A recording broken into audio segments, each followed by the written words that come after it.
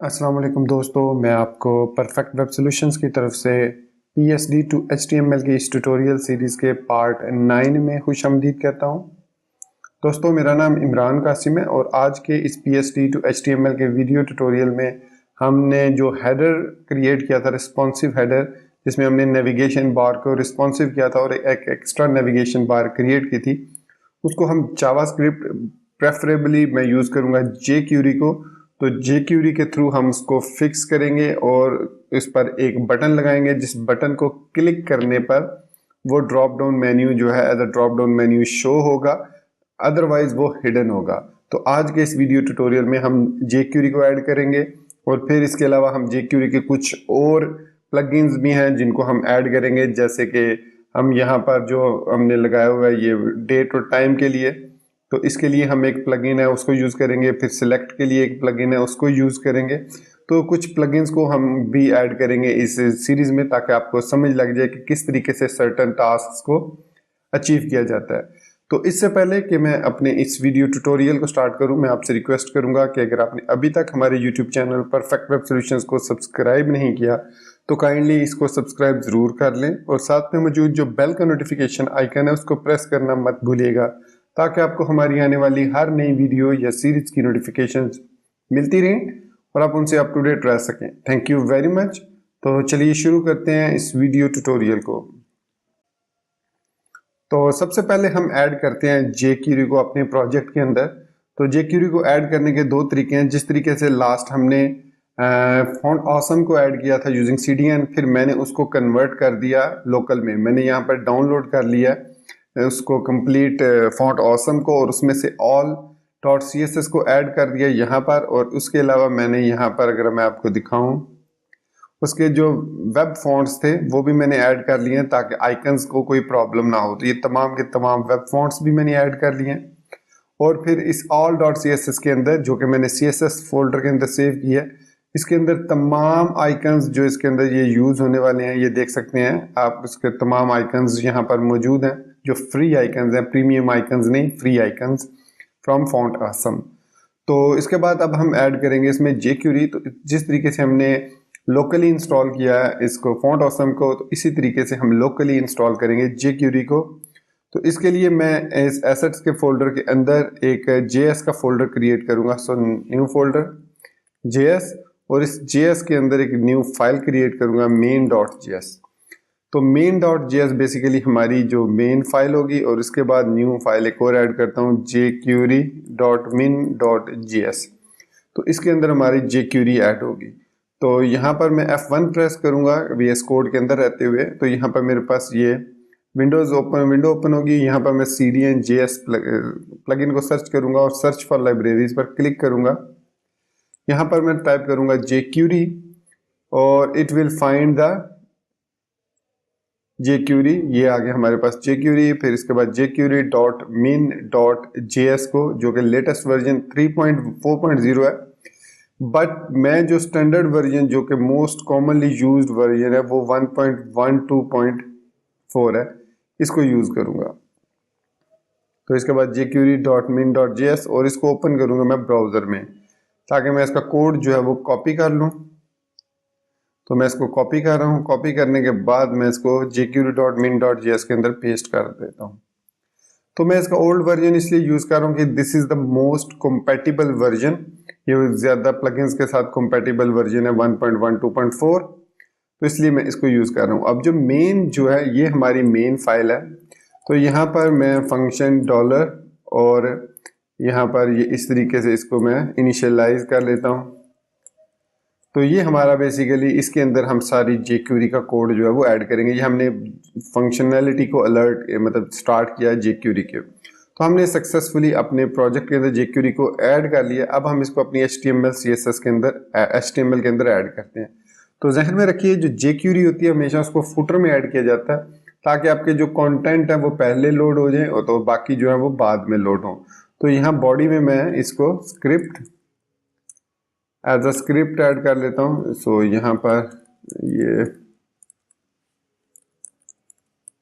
और इसके अंदर src।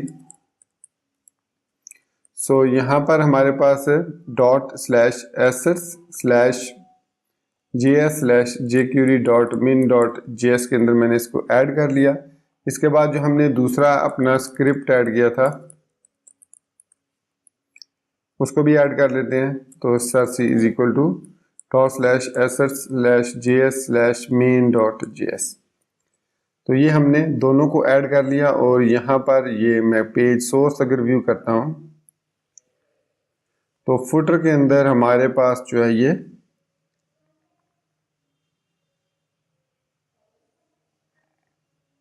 यहाँ पर ऐड हो जाना चाहिए।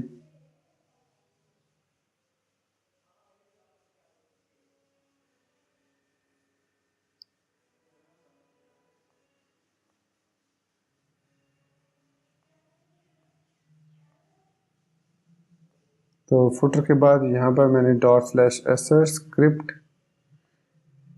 तो यहाँ पर फुटर क्लोज हो रहा है, ये इसको ऐड क्यों नहीं, अच्छा थोड़ा सा ये लोड होने में टाइम लगा रहा है, इसको एक दफ़ा फिर मैं रीलोड कर लेता हूँ। तो ये रीलोड हो चुका है। तो यहाँ पर आप देख सकते हैं कि स्क्रिप्ट जो है वो हमारा सक्सेसफुली ऐड हो चुका है। तो इसको अगर मैं क्लिक करता हूँ तो यहाँ पर हमारी jQuery भी ओपन हो रही है। सो इट मीन्स jQuery और main.js फाइल सक्सेसफुली हमारी इंटीग्रेट हो चुकी है इनसाइड अवर प्रोजेक्ट।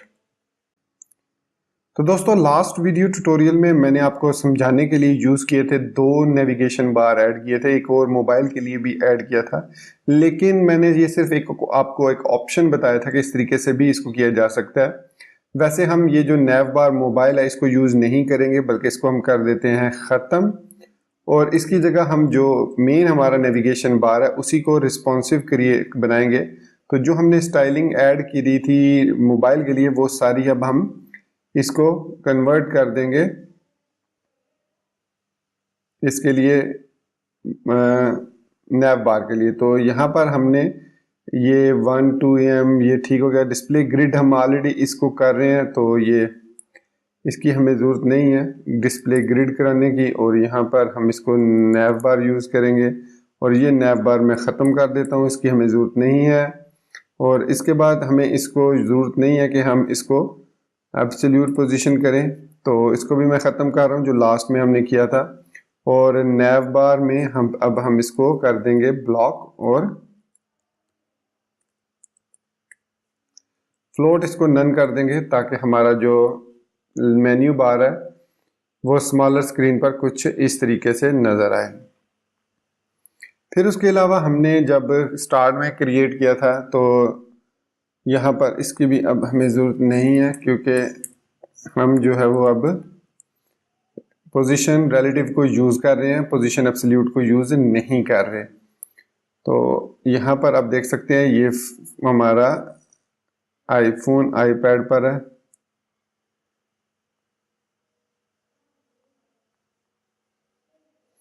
तो ये एक दफ़ा रिफ़्रेश करना पड़ता है पेज को। तो यहाँ पर हमारे पास ये जो है इसको हमने हाइट दी हुई है पैडिंग टॉप बॉटम से 1.2 em है।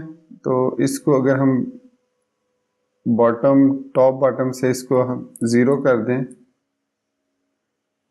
तो काफ़ी हद तक क्लोज हो चुका है, लेकिन चलिए इसको navbar.ul को हम ul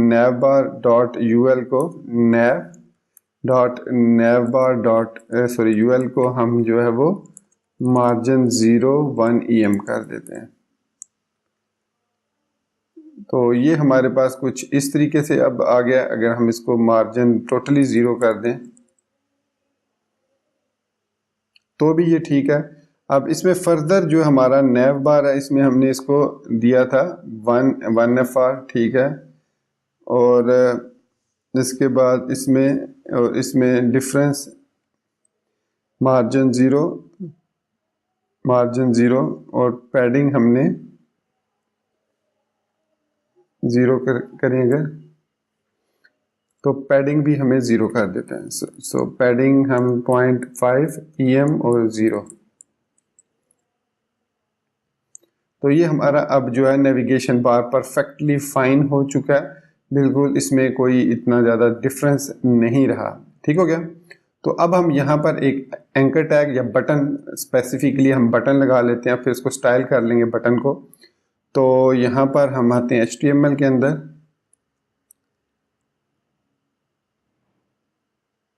और HTML के अंदर जो हमारा नैव बार है,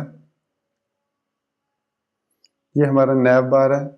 सो यहाँ पर लोगो है, लोगो के बाद यहाँ पर हम एक बटन लगा देते हैं, इसको क्लास दे देते हैं बर्गर मेन्यू या बर्गर नैव बार बर्गर, इसको मोस्टली नैव बार बर्गर ही कहा जाता है।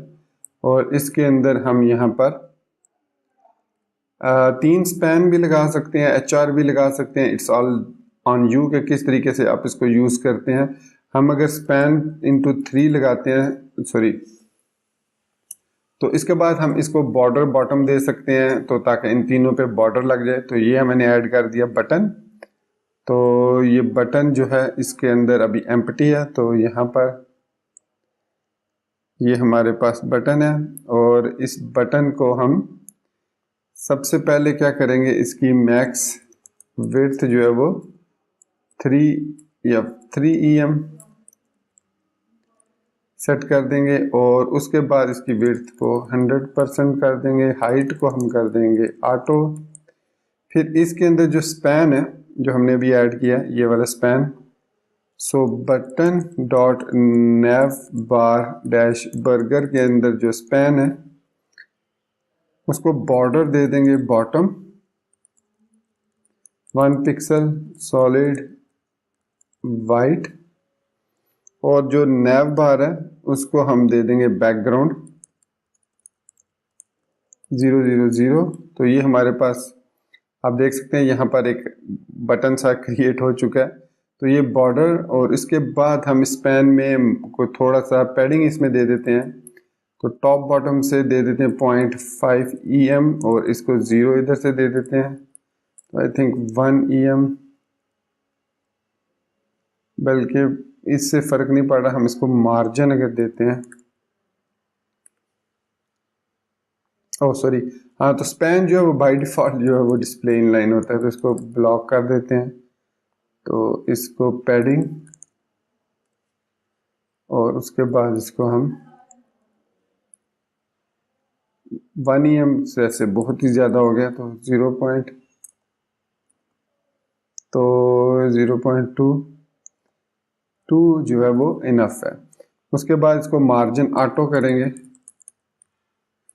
विड्थ 100%, तो सॉरी, इसको मार्जिन ऑटो नहीं करना, हमने बटन को करना है मार्जिन ऑटो।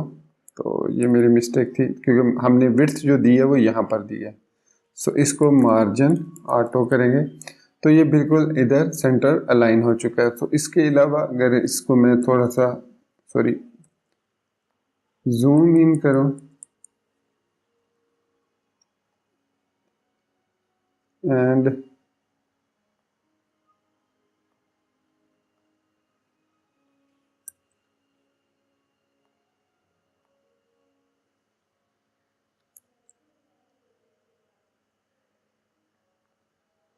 तो ये बटन की वजह से थोड़ा सा रोला हो रहा है। तो ये बटन जो है मुझे बेसिकली सबसे पहले इसको हाइड करना है। तो हाइड करने के लिए मैं बिल्कुल मीडिया क्यूरी से ऊपर जहाँ पर बटन डॉट नैव बार डैश बर्गर डिस्प्ले नन कर देंगे इसको,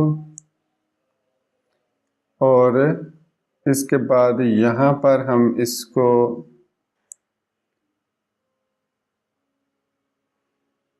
मैक्स विड्थ में हमने इसको ऐड किया 920 पिक्सल से। अगर मैं यहाँ पर इसको इस 920 पे लेकर आता हूँ, तो ये कुछ इस तरीके से 920 पर मैंने इसको लगाया हुआ है। यहाँ पर मैं इसको बटन डॉट नैव बार डैश बर्गर डिस्प्ले ब्लॉक, तो ये हमारे पास नैव बार आ गया। इसके बाद इसको हम चाहें तो इसकी स्टाइलिंग यहाँ पर भी ऐड कर सकते हैं, जहाँ पर हमने इसको डिस्प्ले नन किया है। सो मैक्स विड्थ 3 EM कर देंगे, मार्जिन ऑटो, तो ये सेंट्रलाइज हो गया। फिर उसके बाद इसमें बैकग्राउंड ई या 000 ई ठीक रहेगा। तो ये हमारे पास आ गया। उसके अलावा यहाँ पर बटन डॉट नैव बार बर्गर, तो उसके अंदर जो स्पैन है, सबसे पहले उसको डिस्प्ले करेंगे ब्लॉक, फिर उसके बाद बॉर्डर बॉटम या टॉप जिस पर भी आप लगाना चाहें, एंड 2 पिक्सल कर लेते हैं यहाँ पर सॉलिड वाइट। तो ये हमारे पास है, इसका बटन है, तो ये इसकी विड्थ जो है वो 100% कर देते हैं। और उसके बाद पैडिंग 0.2 EM और 0 टॉप बॉटम से। तो ये हमारे पास कुछ इस तरीके से आ रहा है, तो इसको 0 करके देखते हैं। तो बॉर्डर जो है वो नन कर देते हैं, और यहाँ पर मैंने इसको पैडिंग टॉप बॉटम दे दिया। तो अगर मैं इसको बॉर्डर टॉप लगाऊं, तो यहाँ पर आप देख सकते हैं कि इसकी इस तरीके से आ रहा है। तो यहाँ पर भी हम पैडिंग दे देते हैं 0.5 EM 0। तो यहाँ पर जो है वो टॉप से सिर्फ 0 दे देते हैं, तो बाकी हम ठीक हो गया। और उसके बाद 0.2 दे देते हैं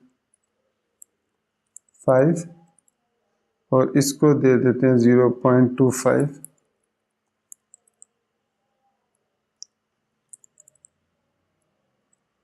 और मार्जिन बॉटम जो लास्ट एलिमेंट है, इसको हम 5 कर देते हैं, और इसको कर देते हैं 0 तो अब ये हमारे पास ठीक आइकन आ गया। अब लेफ्ट राइट से भी, अच्छा ये हम इसको 1 EM दे देते हैं लेफ्ट राइट से। अच्छा, टॉप राइट ये बॉटम हो जाएगा, यहाँ पर भी 0, और टॉप राइट बॉटम जो यहाँ पर भी हम दे देते हैं 0.5 EM, और टॉप हो गया, ये राइट हो गया, ये बॉटम हो गया, और ये लेफ्ट हो गया। तो ये हमारे पास बर्गर मेन्यू जो है वो क्रिएट हो चुका है। ठीक हो गया। अब हमने डिस्प्ले कर देना है नन इसको, ये जो हमारे पास है लेफ्ट बार और राइट बार। ठीक है, क्योंकि अगर हम लोग नैव बार को करेंगे तो ये जो है वो मेन्यू भी हमारा हाइड हो जाएगा। तो हमारे पास लेफ्ट और राइट नैव बार जो है, इन दोनों को हम कर देंगे हाइड। अब इसके लिए हम यहाँ पर क्या कर सकते हैं, एक छोटा सा चेंज कर सकते हैं कि ये दोनों जो नैव बार्स हैं, ये दोनों UL, इनको एक नैव में ऐड कर लेते हैं। तो यहाँ पर मैं इसको कट करता हूँ और नैव डॉट नैव ऐड कर देता हूँ, नैव डॉट नैव क्लास के साथ इसमें मैं इसको ऐड कर देता हूँ, ताकि ये आसानी से हम इसको हैंडल कर सकें। तो अब मैं अगर नैव बार को क्लिक करता हूँ, इसके अलावा एंड इसको बटन को भी हम जो देख लेते हैं, यहाँ पर कर्सर जो है वो हम लगा देते हैं पॉइंटर, कि जब हमारा माउस इसके ऊपर होवर हो तो ये देखिए आइकन सा बन जाए। उसके बाद हम जो है वो इसको हाइड कर लेते हैं नेविगेशन बार को 920 पिक्सल पर। तो इसको मैं यहाँ पर अब बिल्कुल भी शो नहीं करना। सेव कर दिया, और उसके बाद हम जो है इसको डिस्प्ले नन कर देंगे, कर्सर पॉइंटर और डिस्प्ले नन।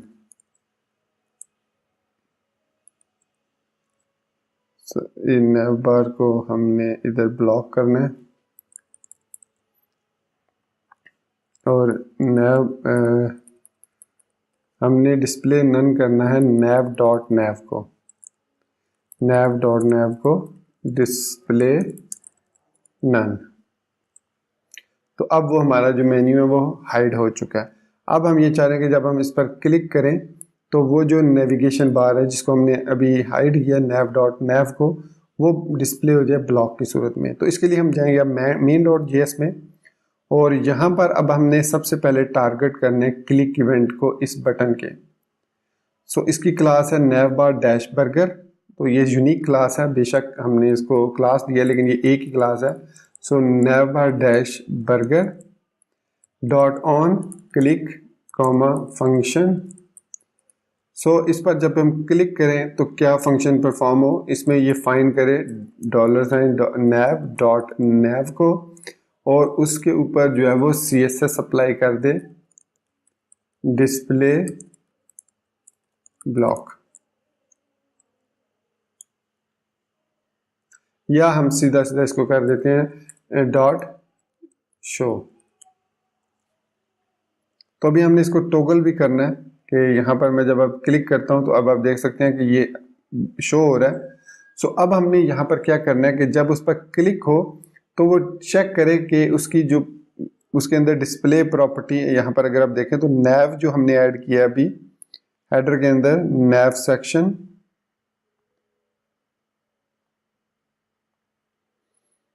इसके अंदर स्टाइल जो है वो डिस्प्ले ब्लॉक आ रहा है। तो अगर मैं इस पर दोबारा क्लिक करूं तो इसको वो डिस्प्ले नन हो जाना चाहिए। ठीक है, तो यहाँ पर मैं चेक करूंगा शो और हाइड करने से पहले, या फिर इसके अंदर इसका एक फंक्शन है टॉगल, आई थिंक ये navbar डॉट टॉगल है, इसको यूज़ करते हैं। तो इसको क्लिक किया फिर क्लिक किया तो ये हमें ऑटोमेटिकली उसकी फाइंड करेगा प्रॉपर्टी को और इस बटन को हाइड और शो करेगा। तो यहाँ पर हम इसको एक और स्टाइल दे लेते हैं navbar बर्गर, और यहाँ पर पॉइंटर के sorry not in the burger, navbar nav को हमने डिस्प्ले ग्रिड किया है। तो उसके बाद हम यूएल को navbar यूएल मार्जिन पैडिंग, और यहाँ पर हम ट्रांजिशन दे देते हैं ऑल 0.5 सेकंड और लीनियर। लेट्स सी, अब मैंने इसको ट्रांजिशन दिया लेकिन चूंकि डिस्प्ले नन से आने में और उसको व्यू करने में इतनी ज़्यादा ट्रांजिशन को यूज़ नहीं होता, इसमें हम इसको ट्रांजिशन को नहीं लगाते। तो यहाँ पर अब हमारे पास ये मेन्यू कुछ इस तरीके से है। तो अब अगर मैं इसको स्क्रीन को बड़ा करता हूँ तो ये देखिए यहाँ पर अब ये कुछ इस तरीके से हमारा मेन्यू डिस्प्ले हो रहा है। अगर इसको मैं रीलोड करूँगा तो ये जो स्टाइलिंग है अब इस पर इसकी वजह से ये अप्लाई हो रही है, क्योंकि ये नैव बार इसमें अब हमने नैव ऐड कर दिया है। तो इसके लिए अब हमें करना क्या होगा, नैव बार कहाँ पर हमने ऐड किया, ये नैव बार यहाँ पर आके ख़त्म हो गया। तो नैव बार नैव डॉट नैव डिस्प्ले फ्लैक्स, और उसके बाद जस्टिफाई कंटेंट स्पेस अराउंड, और इसके अलावा इसकी जो विड्थ है वो हम 100% कर देते हैं।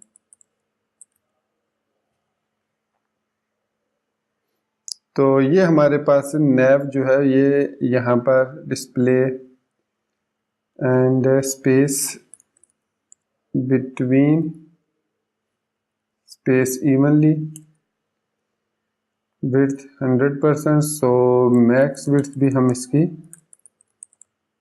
100% करें तो इस पर फ़र्क नहीं पड़ रहा। ये एक्चुअली नैव बार इसने, एंड इसका मतलब है कि ये जो नैव बार है इसने इसको अब सॉरी 25 EM दे दिया। तो इसको भी हम 1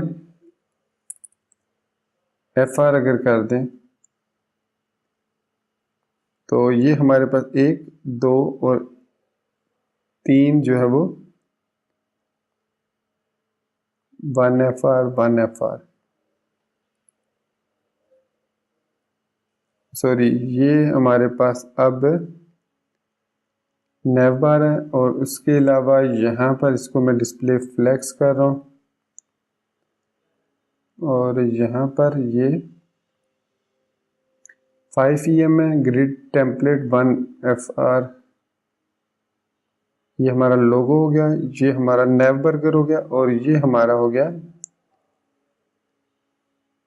अच्छा ये बटन जो है ये तो डिस्प्ले नन हो रहा है, ठीक है। तो हमारे पास बाकी बचा नैव बार, दिव लोगो और ये नैव। तो इसमें हाँ ठीक हो गया, तो दो ही हैं सिर्फ। सो यहाँ पर हमारे पास 1FR करते हैं, 5EM नहीं है, तो ये हो गया 1FR, और हमारे पास सॉरी 1FR नहीं, इसको 5EM करना है, और ये हमारे पास हो जाएगा 5EM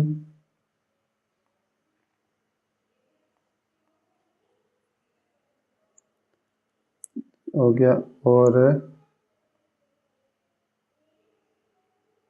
ये हमारे पास इस तरीके से हो गया। तो अब ये जस्टिफाई इवनली की बजाय स्पेस अराउंड करते हैं और या स्पेस बिटवीन कर देते हैं। तो इस पर हमने स्पेस बिटवीन कर दिया। नेव बार में अब हमने 5EM और 1FR, क्योंकि अब हमारे पास ये दो नेविगेशन बार हैं। जो थर्ड है वो एक्टिवेट होता है इस पे आके, यहाँ पर, ठीक है। तो वैसे जो है वो हमारे पास ये कुछ इस तरीके से है। तो अब ये जो है हमने इसको लाइन नंबर 309 पे जाना है, लाइन नंबर 309, तो 3 नहीं है, अब ये हमारे पास 5EM और 1FR है। तो ये कुछ इस तरीके से हम इसको ऐड कर देंगे, और इसके बाद हम लोगो, ये ठीक है। तो नैव बार को, नैव को अब हमने टारगेट करना है। सो नैव बार, नैव डिस्प्ले फ्लेक्स स्पेस बिटवीन, तो ये अब हमारा जो मेन्यू है वो बिल्कुल परफेक्टली फाइन हो चुका है, ये देखिए।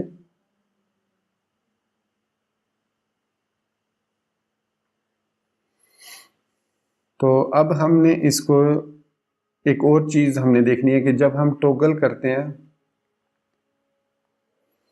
तो यहाँ पर ये, अगर मैं आपको दिखाऊं, यहाँ पर मैं इसको अगर हिडन करता हूं,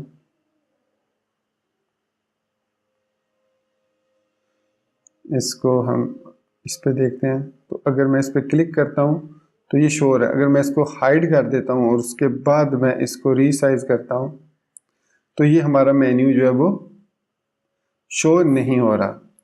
तो इसके लिए हमें क्या करना होगा, जो नैव बार है वो डिस्प्ले हो रही है नन, यहाँ पर आप देख सकते हैं इस पर डिस्प्ले फ्लेक्स जो है वो ओवरराइड हो रहा है। अगर मैं इसको इस तरीके से कर दूं तो अब ये नन जो है ये अप्लाई नहीं होगा। अब मैं अगर इसको स्क्रीन को छोटा कर रहा हूं तो ये देखें ये काम नहीं कर रहा। तो इसके लिए हमें क्या करना होगा, हम यहाँ पे jQuery के अंदर ही यूज करेंगे, और इसके अंदर हम यहाँ पर लिखेंगे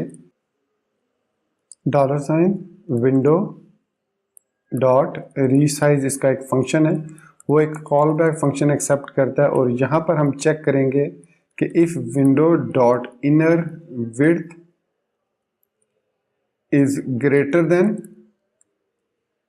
इक्वल टू 920 पिक्सल, तो वो क्या करे, $नैव डॉट नैव के अंदर जो हमने डिस्प्ले नन किया था with in inner CSS inline CSS, तो उसमें हम यहाँ पर CSS ऐड कर देंगे, और यहाँ पर हम इसको कर देंगे डिस्प्ले कॉमा फ्लेक्स, क्योंकि बाय डिफॉल्ट अगर हम शो करेंगे तो वो उसको ब्लॉक लेवल पर दिखाएगा।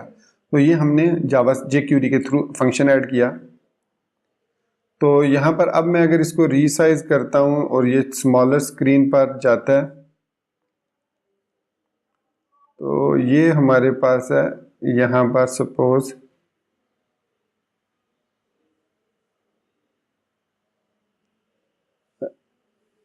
इफ ग्रेटर देन, तो वो इसको शो करेगा, डिस्प्ले फ्लेक्स कर रहा है। If window dot inner width is else,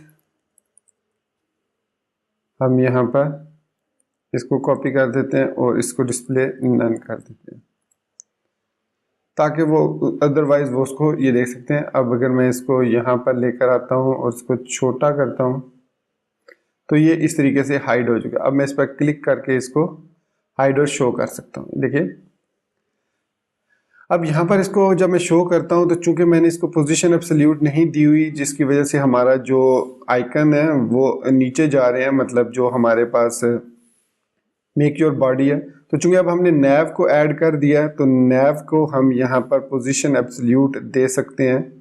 तो यहाँ पर नैव डॉट नैव पे मैं चला जाता हूँ। अब ये ठीक हो गया। अब इसकी अगर हम इसको स्क्रीन बड़ी करते हैं तो ये आइकन नज़र आएगा। तो यहाँ पर हमारे पास नैव बार नैव जो है इसकी पोजीशन हम कर देंगे एब्सोल्यूट। तो इसकी पोजीशन एब्सोल्यूट करने से हमें ये फ़ायदा होगा कि अब ये हमारे पास इस जगह पे आ रहा है।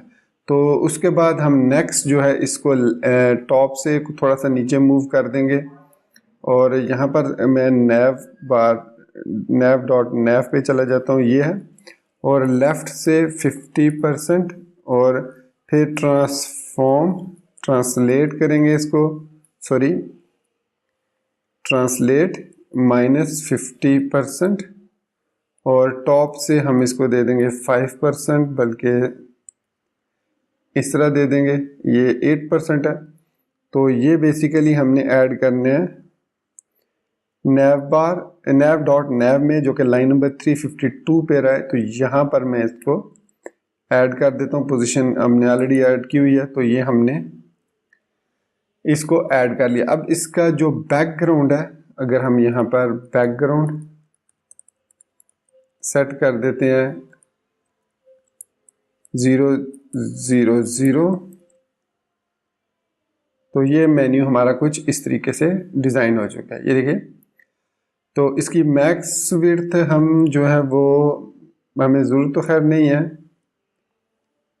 लेकिन फिर भी अगर आपको लगे कि इसकी जो मैक्स विड्थ है वो हम चेंज करना चाह रहे हैं तो आप इसकी विड्थ जो है वो चेंज कर सकते हैं। खैर मेरे हिसाब में तो ये मेन्यू इस तरीके से लुकिंग गुड।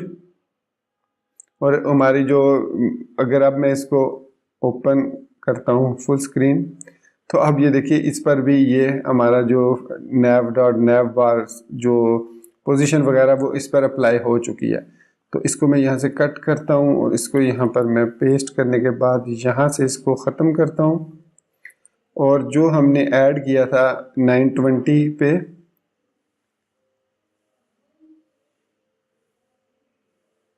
नैव बार डॉट नैव यहाँ पर, और इस पर मैं इसको ऐड कर देता हूँ।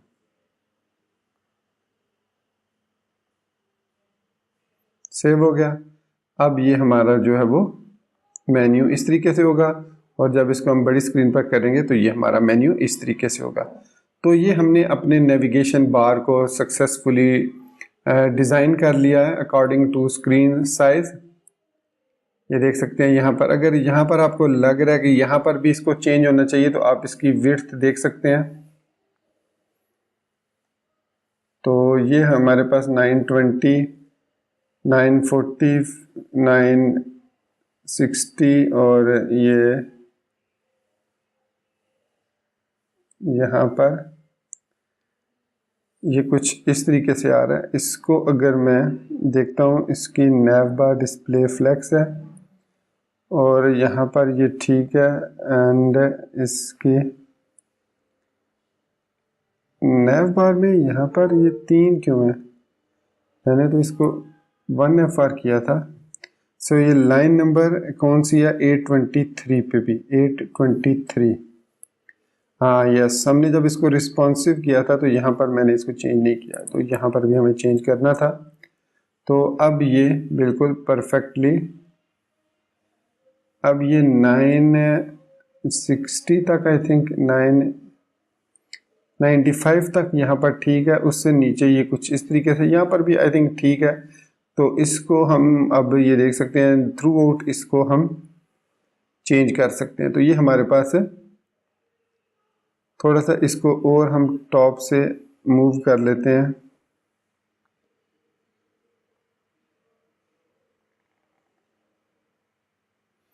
तो ये नैव है, तो इसको हम थोड़ा सा 10% कर लेते हैं।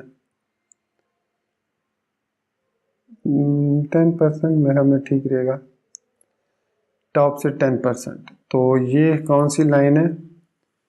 ये लाइन नंबर है हमारी 838। ये है हमारी लाइन नंबर, तो इसको हम कर देते हैं 10%।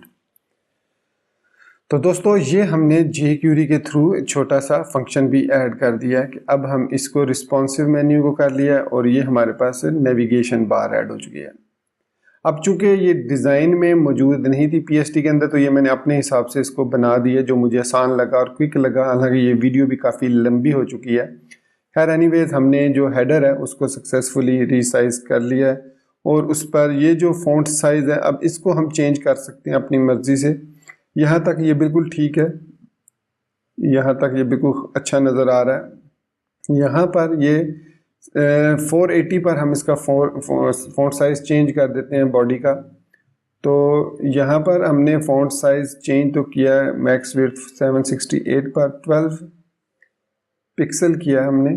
तो अगर इसको हम 480 कर देते हैं, खैर यहाँ पर ये ठीक है बिल्कुल आई थिंक। तो ये हमारा नेविगेशन बार हो गया। तो दोस्तों ये था हमारा आज का वीडियो ट्यूटोरियल जिसमें हमने हेडर को रिस्पॉन्सिव किया using jQuery and some custom jQuery code. तो नेक्स्ट वीडियो ट्यूटोरियल में हम इसी हेडर सेक्शन से नीचे मूव करेंगे और इसको जो हमने ऑनलाइन बुकिंग है इसको देखेंगे और इसके अंदर कुछ प्लगइन्स को हम ऐड करेंगे, जैसे डेट टाइम पिकर है उसको ऐड करेंगे। फिर सिलेक्ट के लिए कुछ और ऑप्शन यूज़ करेंगे to make it look nicer, और इसको फिर हम आगे फिर इसी तरीके से स्टेप बाय स्टेप मूव करेंगे। तो दोस्तों इसी बात के साथ मैं आपसे इजाज़त चाहूँगा। तो उम्मीद करता हूँ कि आप चैनल को सब्सक्राइब करना, वीडियो को लाइक और शेयर करना बिल्कुल भी नहीं भूलेंगे। तो दोस्तों मुझे अपनी दुआ में याद रखिएगा। Thank you very much for being with me till the end. Take care, good bye and अल्लाह हाफिज़।